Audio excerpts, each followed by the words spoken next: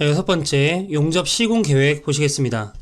용접 시공의 흐름입니다. 재료를 가지고 절단을 해준 뒤에 굽힘 가공을 한 후 기계적 성질을 개선하기 위해 개선 가공을 해줍니다. 조립을 시켜주고 나서 용접 전에 가용접을 해주게 됩니다. 잔류 응력을 제거하고 변형을 예방하고자 예열을 해줍니다. 용접을 하고 나서 교정 작업을 통한 후 잔류 응력을 제거해주기 위해서 후 열처리 작업을 실시를 합니다. 그러면 합격, 불합격 검사를 통해서 제품이 나오게 됩니다. 이러한 흐름으로 용접 시공이 이루어지게 됩니다. 용접 구조 설계 순서로는 기본 계획, 그리고 강도를 계산하고 구조를 설계합니다. 도면을 작성한 후에 재료가 얼마나 필요할지를 적산하고 그에 따라서 사양서를 작성하는 순으로 용접 구조가 설계됩니다. 그럼 용접 구조 설계상 주의사항으로는 우선 용접 이음의 집중, 교차, 접근 등을 피해야 되고요. 노치 인성, 용접성이 우수한 재료를 선택해서 시공하기 쉽게 설계해야 합니다. 자, 여기서 노치 인성이라고 하는 것은 균열에 대한 저항력이 되겠습니다. 균열이 존재할 때에도 얼마나 잘 버티는지를 나타내는 성질을 얘기하는데요. 이렇게 균열에 대해서 잘 버티는 성질인 노치인성이 우수하여야만 균열이 생기지 않겠죠. 또한 리벳과 용접 접합을 병용할 때는 충분히 유의해야 합니다. 후판 용접 시 용입의 깊은 용접법을 이용해서 층수를 줄이도록 해야 됩니다. 그리고 용접 치수는 강도상 필요한 치수 이상으로 크게 하지 않아야 합니다. 두 번째, 용접 준비 단계에서 필요한 사항 보시겠습니다. 우선 제작도면을 잘 이해하고 작업 내용을 충분히 검토해야겠죠. 그리고 용착금속의 강도가 사용 목적을 충족시켜야 되고 용접 전류라든지 순서, 조건 등 이런 내용들이 쭉 나와 있습니다. 이 용접 준비 단계에서는 이제 홈의 종류가 굉장히 좀 중요한데요. 자, 참고 부분, 사이드 부분 가보시면 여기 홈의 특징 나와 있습니다. 우선 I형 홈인데요. 우선 이 I형 홈은 판 두께가 6mm 이하의 경우 사용되고요.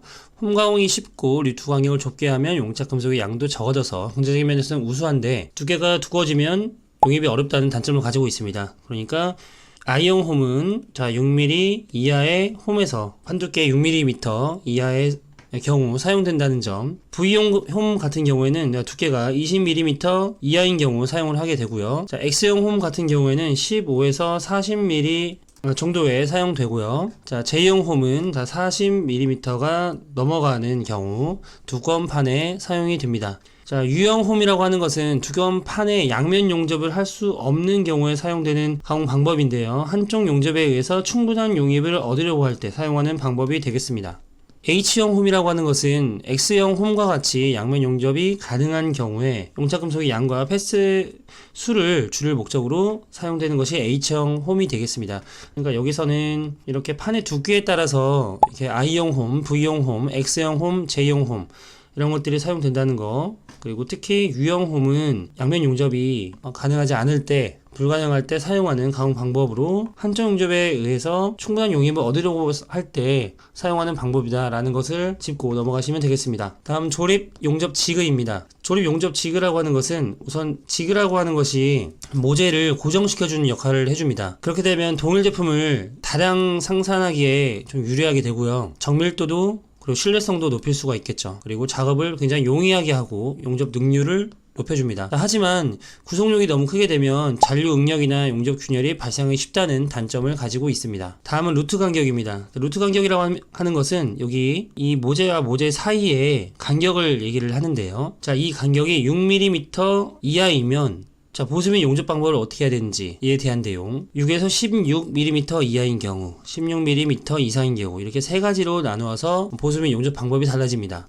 6mm 이하인 경우에는 한쪽 또는 양쪽을 덧살 올림 용접으로 해서 깎아냅니다. 덧살 올림 용접이라고 하는 것은 자, 그림으로 그려보면 각 층마다 전체 길이 용접을 하면서 쌓아 올리는 용접 방법을 얘기하는데요. 이렇게 전체 용접을 하고 그 다음에 이렇게 전체의 길이 용접을 하면서 쌓아 올리는 방법이 덧살 용접 방법이 되겠습니다. 6에서 16mm 이하인 경우에는 두께 6mm 정도의 뒷판을 대서 용접을 하게 됩니다. 16mm 이상인 경우에는 판의 전부 또는 일부를 그 길이 약 300mm 정도 되는데요. 이것을 모두 대체해서 보조면 용접한다는 거. 이 세 가지 내용 꼭 숙지하고 넘어가시기 바랍니다. 다음은 본용접입니다. 본용접에서는 이 용차법에 대한 내용들 많이 나오는데요. 먼저 전진법입니다. 전진법이라고 하는 것은 한쪽 끝에서 다른 쪽 끝을 향해서 연속적으로 진행하는 간단한 방법을 얘기합니다. 용접 진행 방향과 용착 방향이 같은 방향이라고 보시면 되겠고요. 후진법이라고 하는 것은 용접 진행 방향과 용착 방향이 서로 반대가 되는 방법이 되겠습니다. 잔류 응력은 다소 적게 발생하는데 작업의 능률은 좀 떨어진다는 단점을 가지고 있습니다. 대칭법이라는 것도 있습니다. 용접부의 중앙에서부터 양 끝을 향해 대칭적으로 용접해 나가는 방법이 되겠습니다.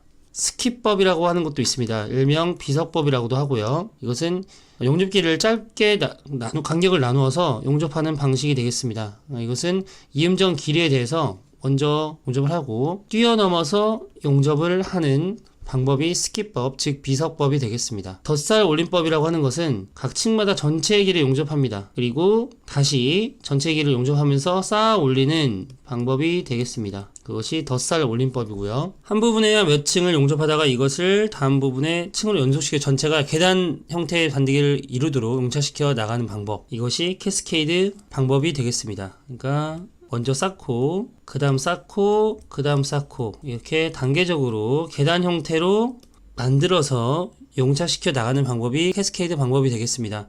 자, 한 개의 용접봉으로 살을 붙일 만한 길이로 구분을 해서 홈을 한 부분씩 여러 층으로 쌓아 올린 다음 다른 부분을 진행하는 방법이 전진 블루법이 되겠습니다. 이렇게 살을 붙일 만한 길이로 이렇게 쌓아 올리는 방식, 이런 식으로 쌓아 올리는 방식이 전진 블루법이 되겠습니다. 여기에서 용접법의 종류가 굉장히 잘 나오므로 이 내용들 꼭 그림과 같이 알아두시면 되겠습니다. 용접 전후 처리입니다. 자, 전처리. 용접하기 전에 예열을 해주는데요. 우선 용접소에 아주 좋은 연강이라도 두께가 약 25mm 이상이 되면 급하게 냉각하기 때문에 잔류 응력이라든지 변형에 취약할 수밖에 없습니다. 용접 영양부가 경화해서 비드 및 균열이 발생하기 쉽겠죠. 용접 전에 적당한 온도로 예열하는 것이 냉각 속도를 느리게 해줌으로써 그런 결함들을 방지할 수가 있습니다. 자, 연강을 중점적으로 보시면 되는데요. 연강은 40도에서 75도 정도로 예열한다. 이 온도 알아두시면 되겠고요. 용접 후 처리입니다. 자, 용접 후에는 잔류 응력이 발생을 하면 이런 것들을 제거하기 위한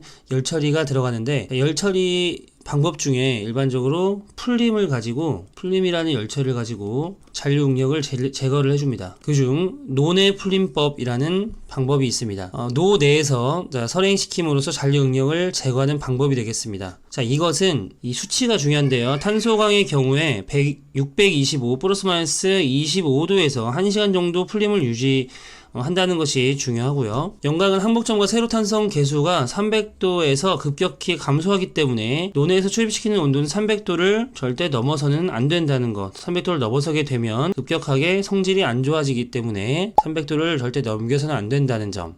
잔류 응력의 제거는 어떤 한계에 대해서 유지 온도가 높을수록, 유지 시간이 길수록 효과가 크다는 점. 이 세 가지 내용 꼭 짜고 넘어가시면 되겠습니다. 국부 풀림법이라는 것도 있고요. 저온 응력 완화법, 기계적 응력 완화법, 피닝법 이런 것들이 있는데, 우선 용접 후 처리에 잔류 응력을 제거하기 위한 방법들이 어떤 것들이 있는지 쭉 보시고요. 논의 풀림법의 몇 도 정도에서 풀림을 실시하는지, 그리고 이 두 번째 피닝법이 중요한데요. 이 피닝법이라고 하는 것은 끝이 구면인 특수한 피닝 해머를 사용합니다. 용접부를 연속적으로 표면에 소성 변형을 주는 방법이 피닝법이 되겠는데요. 이런 것은 인장 응력을 완화하는데 큰 효과를 가지고 처층 용접의 균열 방지 목적으로 700도 정도에서 열간 피닝을 해줌으로써 잔류 응력을 제거하게 됩니다. 용접 결함과 변형 및 방지 대책 보시겠습니다. 자, 용접 변형 방지책으로는 우선 억제해주는 방법이 있죠. 변형을 억제해주고 아예 변형을 예상을 하고 그거에 반대되는 방향으로 우리가 구속이나 이런 것들을 해주면 변형을 방지할 수 있겠죠. 그래서 억제법이나 그 역변형법을